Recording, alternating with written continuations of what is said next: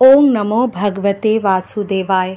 दोस्तों, आप श्रीमद् भागवत महापुराण के स्कंद 5 का श्रवण कर रहे हैं। अध्याय 23 शिशुमार चक्र का वर्णन। श्री सुखदेव जी कहते हैं, राजन, सप्तर्षियों से 13 लाख योजन ऊपर ध्रुव लोक है।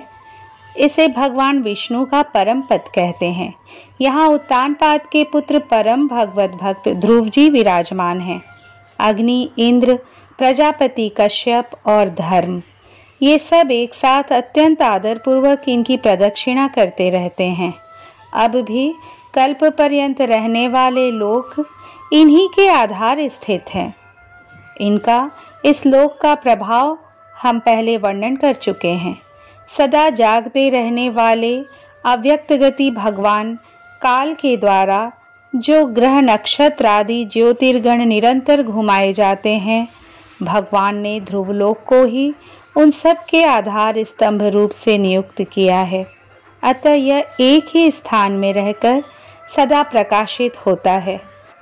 जिस प्रकार दाएं चलाने के समय अनाज को खूंदने वाले पशु छोटी, बड़ी और मध्यम रस्सी में बंधकर क्रमशः निकट, दूर और मध्यम में रहकर खंभे के चारों ओर मंडल बांधकर घूमते रहते हैं, उसी प्रकार सारे नक्षत्र और ग्रहगण बाहर भीतर के क्रम से इस काल चक्र में नियुक्त होकर ध्रुव लोक का ही आश्रय लेकर वायु की प्रेरणा से कल्प के अंत तक घूमते रहते हैं। जिस प्रकार मेघ और बाज आदि पक्षी अपने कर्मों की सहायता से वायु के अधीन रहकर आकाश में उड़ते रहते हैं, उसी प्रकार ये ज्योतिर्गण भी प्रकृति और पुरुष के संयोगवश अपने अपने कर्मों के अनुसार चक्कर काटते रहते हैं, पृथ्वी पर नहीं गिरते।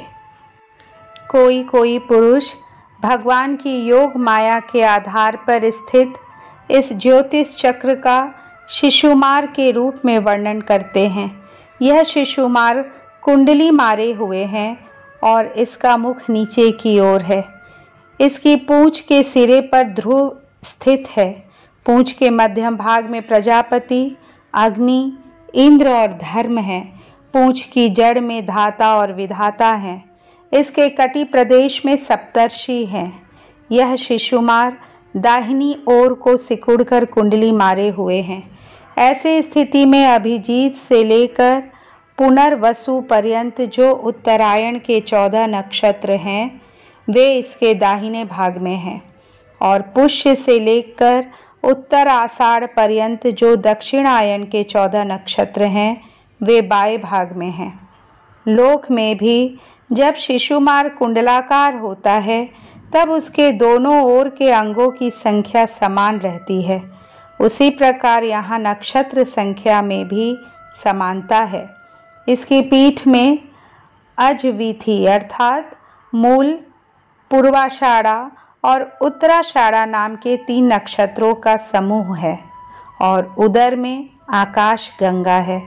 राजन, इसके दाहिने और बाएं कटी तटों में पुनर्वसु और पुष्य नक्षत्र हैं। पीछे के दाहिने और बाहिने चरणों में आर्द्रा और अश्लेषा नक्षत्र है, तथा दाहिने और बाएं नथुनों में क्रमशः अभिजीत और उत्तराषाढ़ा है। इसी प्रकार दाहिने और बाएं नेत्रों में श्रवण और पूर्वाषाढ़ा एवं दाहिने और बाएं कानों में घनिष्ठा और मूल नक्षत्र है। मघा आदि दक्षिणायन के 8 नक्षत्र बाईं पसलियों में और विपरीत क्रम से मृगशिरा आदि उत्तरायण के 8 नक्षत्र दाहिनी पसलियों में हैं। शतभिषा और ज्येष्ठा, ये 2 नक्षत्र क्रमशः दाहिने और बाएं कंधों की जगह है। इसकी ऊपर की थुथनी में अगस्त्य, नीचे की ठोड़ी में नक्षत्र रूप यम, मुखों में मंगल, लिंग प्रदेश में शनि, ककुद में बृहस्पति, छाती में सूर्य, हृदय में नारायण, मन में चंद्रमा, नाभि में शुक्र, स्तनों में अश्विनी कुमार, प्राण और अपान में बुध, गले में राहु, समस्त अंगों में केतु और रोमों में संपूर्ण तारागण स्थित है। राजन, यह भगवान विष्णु का सर्वदेवमय स्वरूप है। इसका नित्य प्रति सायंकाल के समय पवित्र और मौन होकर दर्शन करते हुए चिंतन करना चाहिए तथा इस मंत्र का जाप करते हुए भगवान की स्तुति करनी चाहिए। संपूर्ण ज्योतिर्गणों के आश्रय, कालचक्र स्वरूप सर्वदेवाधिपति परम पुरुष परमात्मा का हम नमस्कार पूर्वक ध्यान करते हैं। ग्रह, नक्षत्र और ताराओं के रूप में भगवान का आधिदैविक रूप प्रकाशित हो रहा है।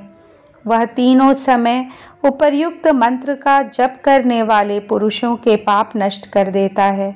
जो पुरुष प्रातः, मध्याह्न और सायं तीनों काल उनके इस आधिदैविक स्वरूप का नित्य प्रति चिंतन और वंदन करता है, उसके उस समय किए हुए पाप तुरंत नष्ट हो जाते हैं। इस तरह श्रीमद् भागवत महापुराण के पंचम स्कंद का 23वां अध्याय संपूर्ण हुआ। अध्याय 24 राहु आदि की स्थिति, अतल आदि नीचे के लोगों का वर्णन। श्री सुखदेव जी कहते हैं, परीक्षित, कुछ लोगों का कथन है कि सूर्य से 10,000 योजन नीचे राहु नक्षत्रों के समान घूमता है। इसने भगवान की कृपा से ही देवत्व और ग्रहत्व प्राप्त किया है। स्वयं यह सिंही का पुत्र असुराधम होने के कारण किसी प्रकार इस पद के योग्य नहीं है। इसके जन्म और कर्मों का हम आगे वर्णन करेंगे। सूर्य का जो यह अत्यंत तपता हुआ मंडल है, उसका विस्तार 10,000 योजन बतलाया जाता है। इसी प्रकार चंद्रमंडल का विस्तार 12,000 योजन है और राहु का 13,000 योजन। अमृतपान के समय राहु देवता के वेश में सूर्य और चंद्रमा के बीच में आकर बैठ गया था। उस समय सूर्य और चंद्रमा ने इसका भेद खोल दिया था।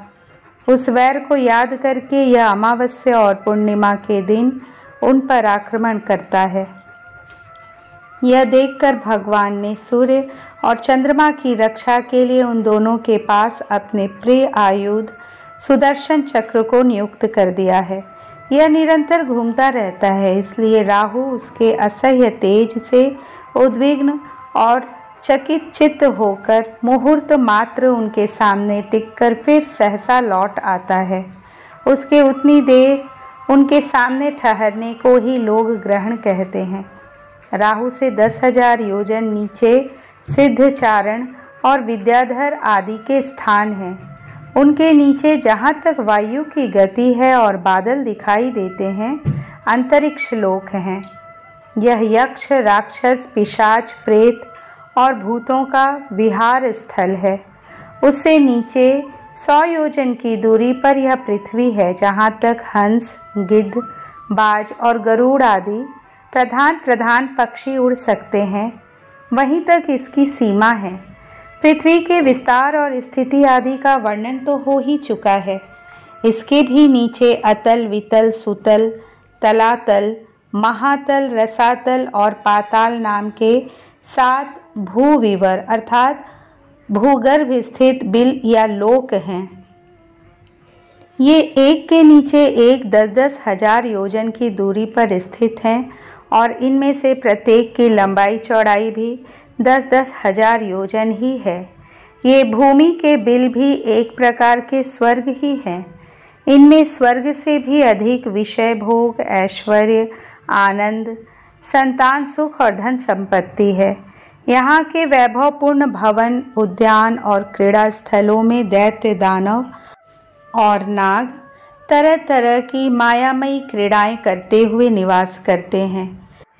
वे सब गार्हस्थ्य धर्म का पालन करने वाले हैं। उनके स्त्री, पुत्र, बंधु बांधव और सेवक लोग उनसे बड़ा प्रेम रखते हैं और सदा प्रसन्नचित्त रहते हैं। उनके भोगों में बाधा डालने की इंद्रादि में भी सामर्थ्य नहीं है। महाराज, इन बिलों में मायावी मय दानव की बनाई हुई अनेकों पुरियां शोभा से जगमगा रही हैं, जो अनेक जाति की सुंदर सुंदर श्रेष्ठ मणियों से रचे हुए चित्र विचित्र भवन, परकोटे, नगर द्वार, सभा भवन, मंदिर बड़े बड़े आंगन और गृहों से सुशोभित हैं तथा जिनकी कृत्रिम भूमियों अर्थात फर्शों पर नाग और असुरों के जोड़े एवं कबूतर, तोता और मैना आदि पक्षी किलोल करते रहते हैं। ऐसे पातालाधिपतियों के भव्य भवन उन पुरियों की शोभा बढ़ाते हैं। वहाँ के बगीचे भी अपनी शोभा से देवलोक के उद्यानों की शोभा को मात करते हैं। उनमें अनेकों वृक्ष हैं जिनकी सुंदर डालियाँ फल फूलों के गुच्छों को और कोमल कोमलों के भार से झुकी रहती हैं तथा जिन्हें तरह तरह की लताओं ने अपने अंग पाश से बांध रखा है।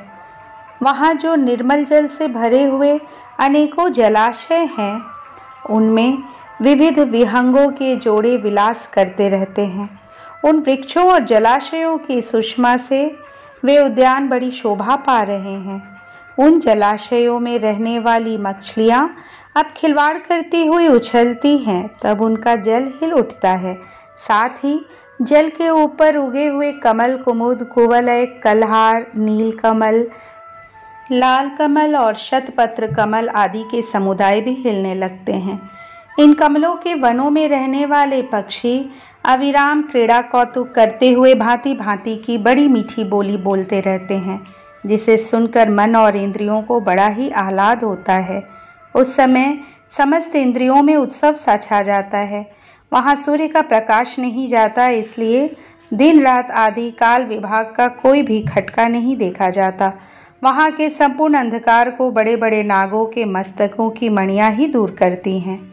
इन लोकों के निवासी जन औषधि, रस, रसायन, अन्न, पान और स्नान आदि का सेवन करते हैं। वे सभी पदार्थ दिव्य होते हैं।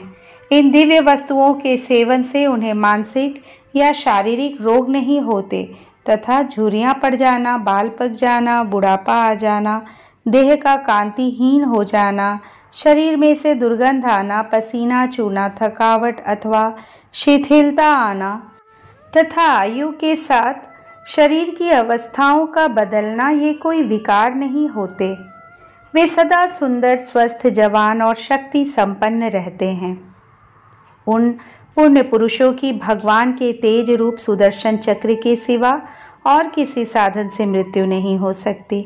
सुदर्शन चक्र के तो आते ही भय के कारण असुर रमणियों का गर्भस्राव और गर्भपात हो जाता है। अतल लोक में मय दानव का पुत्र असुर बल रहता है। उसने 96 प्रकार की माया रची है। उनमें से कोई कोई आज भी मायावी पुरुषों में पाई जाती है। उसने एक बार जम्भाई ली थी। उस समय उसके मुख से स्वैरिणी, कामिनी और पुंशली 3 प्रकार की स्त्रियां उत्पन्न हुई। ये उस लोक में रहने वाले पुरुषों को हाटक नाम का रस पिलाकर संभोग करने में समर्थ बना लेती है और फिर उनके साथ अपनी हाव भावमयी चितवन, प्रेममयी मुस्कान, प्रेमालाप और आलिंगन आदि के द्वारा यथेष्ट रमण करती है। उस हाटक रस को पीकर मनुष्य मदान सा हो जाता है और अपने को 10,000 हाथियों के समान बलवान समझकर मैं ईश्वर हूँ, मैं सिद्ध हूँ, इस प्रकार बढ़ बढ़कर बातें करता रहता है। उसके नीचे वितल लोक में भगवान हाटकेश्वर नामक महादेव जी अपने पार्षद भूतगणों के सहित रहते हैं। वे प्रजापति की सृष्टि की वृद्धि के लिए भवानी के साथ विहार करते रहते हैं। उन दोनों के तेज से वहाँ हाट की नाम की एक श्रेष्ठ नदी निकलती है। उसके जल को वायु से प्रज्वलित अग्नि बड़े उत्साह से पीता है। वह जो हाटक नाम का सोना थूकता है, उससे बने हुए आभूषणों को दैत्यराजों के अंतःपुरों में स्त्री पुरुष सभी धारण करते हैं। वितल के नीचे सुतल लोक है। उसमें महायशस्वी पवित्र कीर्ति विरोचन पुत्र बलि रहते हैं। भगवान ने इंद्र का प्रिय करने के लिए अदिति के गर्भ से वटु वामन रूप में अवतीर्ण होकर उनसे तीनों लोक छीन लिए थे। फिर भगवान की कृपा से ही उनका इस लोक में प्रवेश हुआ। यहाँ उन्हें जैसी उत्कृष्ट संपत्ति मिली हुई है, वैसे इंद्रादि के पास भी नहीं है। अतः वे उन्हीं पूज्यतम प्रभु की अपने धर्माचरण द्वारा आराधना करते हुए यहाँ आज भी निर्भयता पूर्वक रहते हैं। राजन, संपूर्ण जीवों के नियंता एवं आत्मस्वरूप परमात्मा भगवान वासुदेव जैसे पूज्यतम पवित्रतम पात्र के आने पर उन्हें परम श्रद्धा और आदर के साथ स्थिर चित्त से दिए हुए भूमिदान का यही कोई मुख्य फल नहीं है कि बलि को सुतल लोक का ऐश्वर्य प्राप्त हो गया। यह ऐश्वर्य तो अनित्य है, किंतु वह भूमिदान तो साक्षात मोक्ष का ही द्वार है। भगवान का तो छींकने, गिरने और फिसलने के समय विवश होकर एक बार नाम लेने से भी मनुष्य सहसा कर्म बंधन को काट देता है, जबकि मुमुक्षु लोग इस कर्म बंधन को योग साधन आदि अन्य अनेकों उपायों का आश्रय लेने पर बड़े कष्ट से नहीं काट पाते हैं। अतएव अपने संयमी भक्त और ज्ञानियों को स्वरूप प्रदान करने वाले और समस्त प्राणियों के आत्मा श्री भगवान को आत्मभाव से किए हुए भूमिदान का यह फल नहीं हो सकता। भगवान ने यदि बलि को उसके सर्व स्वदान के बदले अपनी विस्मृति कराने वाला यह मायामय भोग और ऐश्वर्य ही दिया, तो उन्होंने उस पर यह कोई अनुग्रह नहीं किया। जिस समय कोई और उपाय न देखकर भगवान ने याचना के छल से उसका त्रिलोकी का राज्य छीन लिया और उसके पास केवल उसका शरीर मात्र ही शेष रहने दिया, तब वरुण के पाशों में बंद कर पर्वत की गुफा में डाल दिए जाने पर उसने कहा था, खेद है, यह ऐश्वर्यशाली इंद्र विद्वान होकर भी अपना सच्चा स्वार्थ सिद्ध करने में कुशल नहीं है। इसने सम्मति लेने के लिए अनन्य भाव से बृहस्पति जी को अपना मंत्री बनाया, फिर भी उनकी अवहेलना करके इसने श्री विष्णु भगवान से उनका दास से न मांगकर उनके द्वारा मुझसे अपने लिए ही भोग ही मांगे। ये तीन लोग तो केवल एक मनवंतर तक ही रहते हैं, जो अनंत काल का एक अवयव मात्र है। भगवान के कैंकर्य के आगे भला इन तुच्छ भोगों का क्या मूल्य है। हमारे पितामह प्रहलाद जी ने भगवान के हाथों अपने पिता हिरण्यकशिपु के मारे जाने पर प्रभु की सेवा का ही वर मांगा था। भगवान देना भी चाहते थे तो भी उनसे दूर करने वाला समझकर उन्होंने अपने पिता का निष्कंटक राज्य लेना स्वीकार नहीं किया। वे बड़े महानुभाव थे। मुझ पर तो न भगवान की कृपा ही है और न मेरी वासनाएं ही शांत हुई हैं। फिर मेरे जैसा कौन पुरुष उनके पास पहुंचने का साहस कर सकता है। राजन, इस बलि का चरित्र हम आगे विस्तार से कहेंगे। अपने भक्तों के प्रति भगवान का हृदय दया से भरा रहता है। इसी से अखिल जगत के परम पूजनीय गुरु भगवान नारायण हाथ में गदा लिए सुतल लोक में राजा बलि के द्वार पर सदा उपस्थित रहते हैं। एक बार जब दिग्विजय करता हुआ घमंडी रावण वहां पहुंचा, तब उसे भगवान ने अपने पैर के अंगूठे की ठोकर से ही लाखों योजन दूर फेंक दिया था। सुतल लोक से नीचे तलातल है, वहां त्रिपुराधिपति दानवराज मय रहता है। पहले तीनों लोकों को शांति प्रदान करने के लिए भगवान शंकर ने उसके तीनों पुर भस्म कर दिए थे। फिर उन्हीं की कृपा से उसे यह स्थान मिला। वह मायावियों का परम गुरु है और महादेव जी के द्वारा सुरक्षित है, इसलिए उसे सुदर्शन चक्र से भी कोई भय नहीं है। वहाँ के निवासी उसका बहुत आदर करते हैं। उसके नीचे महातल में कद्रु से उत्पन्न हुए अनेक सिरों वाले सर्पों का क्रोधवश नामक एक समुदाय रहता है। उनमें कुहक, तक्षक, काली और सुषेण आदि प्रधान हैं। उनके बड़े बड़े फन हैं। वे सदा भगवान के वाहन पक्षीराज गरुड़ जी से डरते रहते हैं, तो भी कभी कभी अपने स्त्री, पुत्र, मित्र और कुटुंब के संग से प्रमत्त होकर विहार करने लगते हैं। उसके नीचे रसातल में पणी नाम के दैत्य और दानव रहते हैं। ये निवात कवच, काले और हिरण्यपुरवासी भी कहलाते हैं। इनका देवताओं से विरोध है।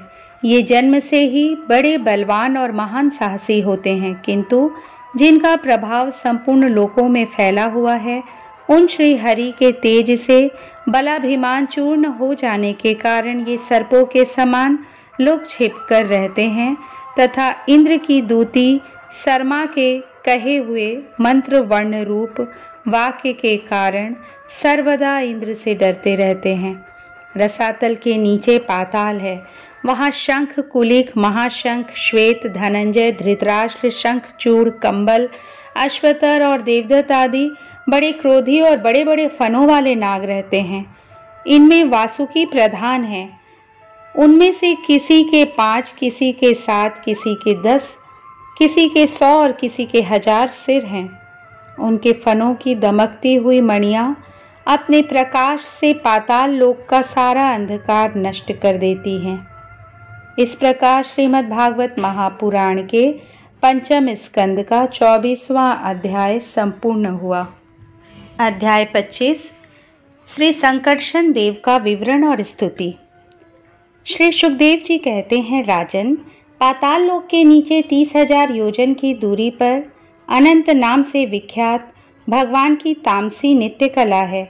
यह अहंकार रूपा होने से दृष्टा और दृश्य को खींचकर एक कर देती है। इसलिए 5 रात्र आगम के अनुयायी भक्तजन इसे संकर्षण कहते हैं। इन भगवान अनंत के 1000 मस्तक है। उनमें से एक पर रखा हुआ यह सारा भूमंडल सरसों के दाने के समान दिखाई देता है।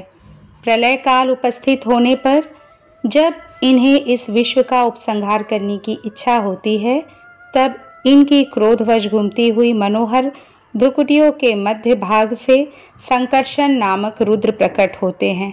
उनकी व्यूह संख्या 11 है। वे सभी 3 नेत्रों वाले होते हैं और हाथ में 3 नोकों वाले शूल लिए रहते हैं।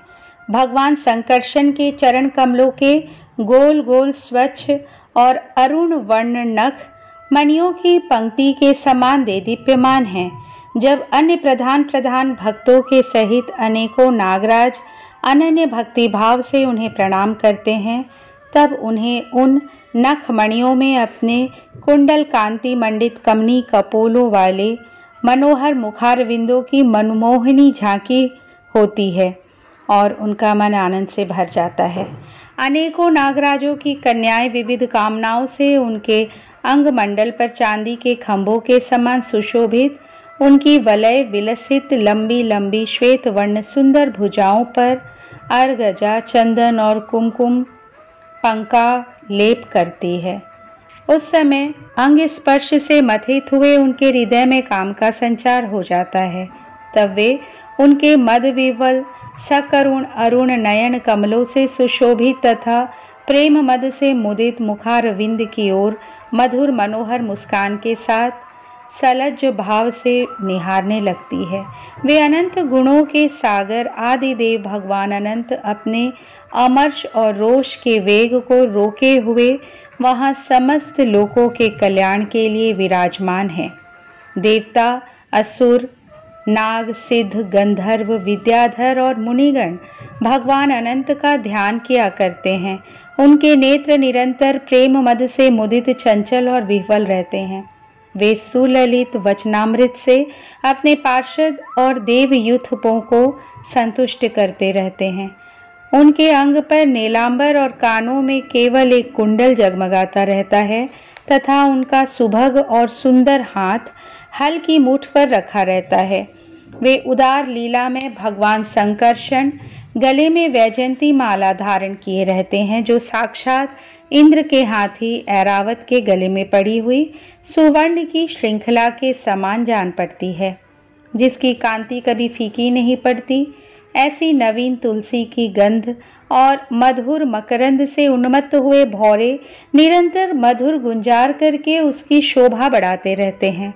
परीक्षित, इस प्रकार भगवान अनंत महात्म्य श्रवण और ध्यान करने से मुमुक्षुओं के हृदय में आविर्भूत होकर उनकी अनादिकालीन कर्म वासनाओं से ग्रथित सत्व, रज और तमो गुणात्मक अविद्यामयी हृदय ग्रंथि को तत्काल काट डालते हैं। उनके गुणों का एक बार ब्रह्मा जी के पुत्र भगवान नारद ने तुम्बुरु गंधर्व के साथ ब्रह्मा जी की सभा में इस प्रकार गान किया था, जिनकी दृष्टि पड़ने से ही जगत की उत्पत्ति, स्थिति और प्रलय के हेतु सत्वादि प्राकृत गुण अपने अपने कार्य में समर्थ होते हैं, जिनका स्वरूप ध्रुव और अकृत है, तथा जो अकेले होते हुए ही इस नानात्मक प्रपंच को अपने में धारण किए हुए हैं, उन भगवान संकर्षण के तत्व को कोई कैसे जान सकता है, जिनमें यह कार्य कारण रूप सारा प्रपंच भास रहा है तथा अपने निज जनों का चित्त आकर्षित करने के लिए की हुई जिनकी वीरतापूर्ण लीला को परम पराक्रमी सिंह ने आदर्श मानकर अपनाया है, उन उदार वीर संकर्षण भगवान ने हम पर बड़ी कृपा करके यह विशुद्ध सत्वमय स्वरूप धारण किया है। जिनके सुने सुनाए नाम का कोई पीड़ित अथवा पतित पुरुष अकस्मात अथवा हंसी में भी उच्चारण कर लेता है, तो वह पुरुष दूसरे मनुष्यों के भी सारे पापों को तत्काल नष्ट कर देता है। ऐसे शेष भगवान को छोड़कर मुमुक्षु पुरुष और किसका आश्रय ले सकता है। यह पर्वत, नदी और समुद्र आदि से पूर्ण संपूर्ण भूमंडल उन सहस्त्र शीर्षा भगवान के एक मस्तक पर एक रजह कण के समान रखा हुआ है। वे अनंत हैं, इसलिए उनके पराक्रम का कोई परिमाण नहीं है। किसी के 1000 जीभे हो तो भी उन सर्वव्यापक भगवान के पराक्रमों की गणना करने का साहस वह कैसे कर सकता है। वास्तव में उनके वीर अतिशय गुण और प्रभाव असीम हैं। ऐसे प्रभावशाली भगवान अनंत रसातल के मूल में अपनी ही महिमा में स्थित स्वतंत्र हैं और संपूर्ण लोकों की स्थिति के लिए लीला से ही पृथ्वी को धारण किए हुए हैं। राजन, भोगों की कामना वाले पुरुषों की अपने कर्मों के अनुसार प्राप्त होने वाली भगवान की रची हुई ये ही गतियाँ हैं। इन्हें जिस प्रकार मैंने गुरुमुख से सुना था उसी प्रकार तुम्हें सुना दिया। मनुष्य को प्रवृत्ति रूप धर्म के परिणाम में प्राप्त होने वाली जो परस्पर विलक्षण ऊंची नीची गतियां हैं, वे इतनी ही हैं। इन्हें तुम्हारे प्रश्न के अनुसार मैंने सुना दिया। अब बताओ और क्या सुनाऊं। इस तरह श्रीमद् भागवत महापुराण के 5वें स्कंद का 25वां अध्याय संपूर्ण हुआ।